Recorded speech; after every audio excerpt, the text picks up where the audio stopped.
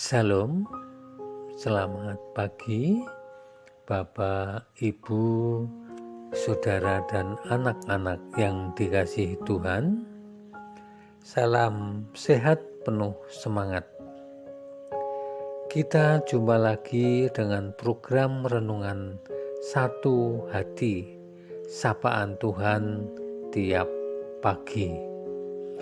Sebelum merenungkan firman Tuhan, mari kita memohon pimpinan dan penyertaan Tuhan di dalam doa. Mari kita berdoa.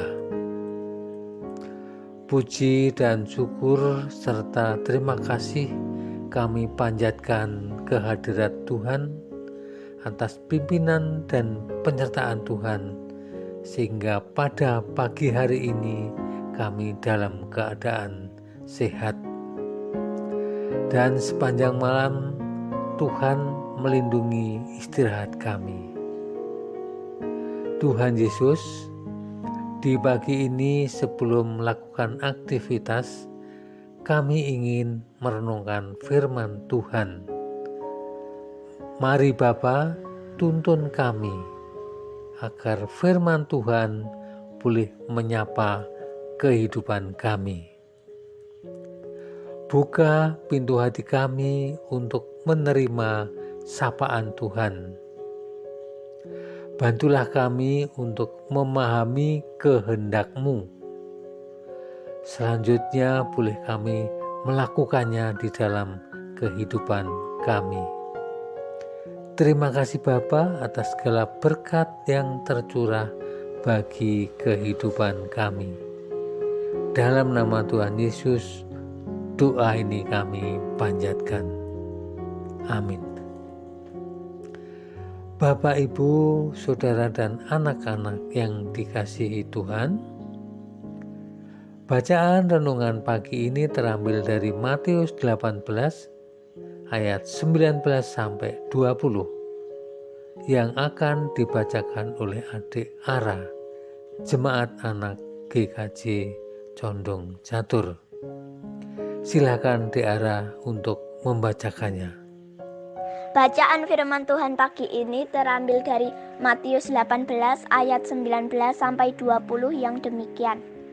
Dan lagi aku berkata kepadamu, jika dua orang daripadamu di dunia ini sepakat meminta apapun juga, permintaan mereka itu akan dikabulkan oleh Bapa-Ku yang di surga. Sebab di mana 2 atau 3 orang berkumpul dalam nama-Ku, di situ aku ada di tengah-tengah mereka. Demikian firman Tuhan. Terima kasih Tiara. Tuhan memberkati. Bapak, Ibu, Saudara dan anak-anak yang dikasihi Tuhan, tema renungan kali ini adalah manfaat sepakat.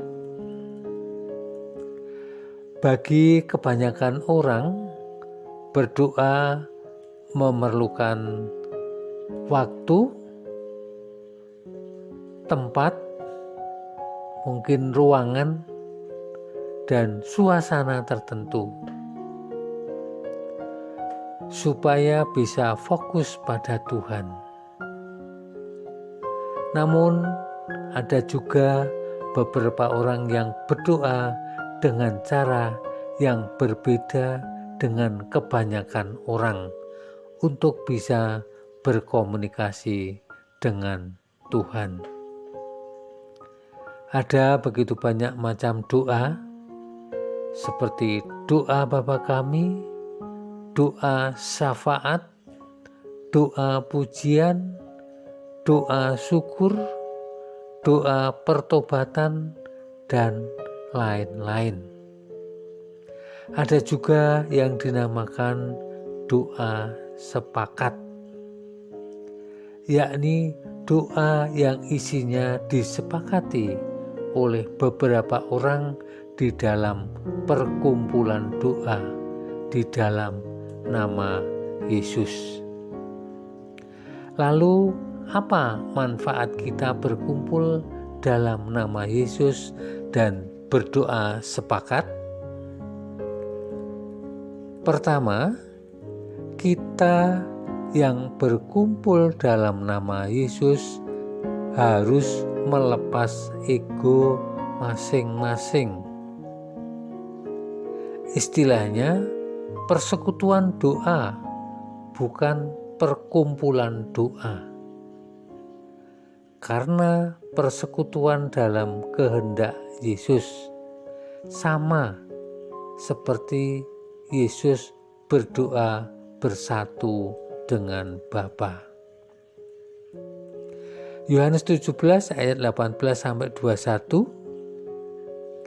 sama seperti Engkau telah mengutus aku ke dalam dunia, demikian pula aku telah mengutus mereka ke dalam dunia. Dan aku menguduskan diriku bagi mereka, supaya mereka pun dikuduskan dalam kebenaran.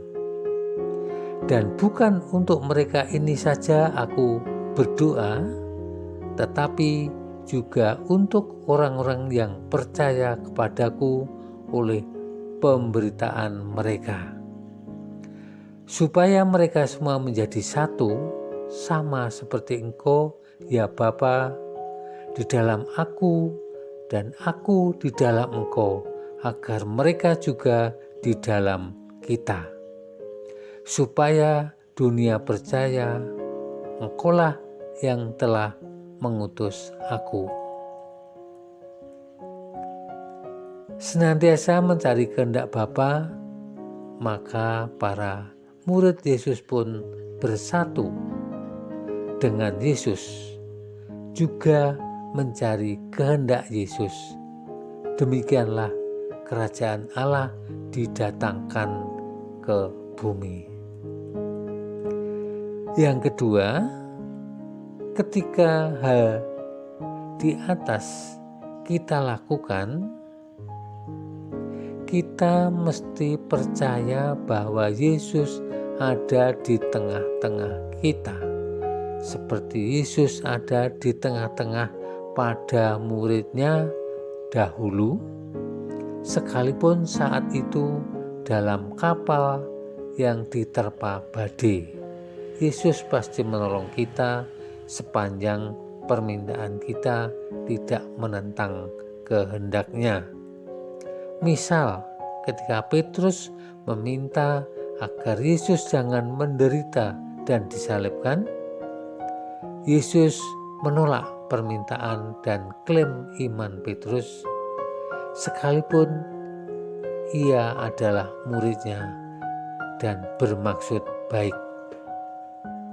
Matius 16 ayat 21-23, sejak waktu itu Yesus mulai menyatakan kepada murid-muridnya bahwa ia harus pergi ke Yerusalem dan menanggung banyak penderitaan dari pihak tua-tua, imam-imam kepala, dan ahli-ahli Taurat, lalu dibunuh dan dibangkitkan pada hari yang ketiga. Tetapi Petrus menarik Yesus ke samping dan menegur dia, katanya, "Tuhan, kiranya Allah menjauhkan hal itu. Hal itu sekali-kali takkan menimpa Engkau." Maka Yesus berpaling dan berkata kepada Petrus, "Enyahlah iblis, engkau suatu batu sandungan bagiku, sebab engkau bukan memikirkan apa yang dipikirkan Allah, melainkan apa yang dipikirkan manusia."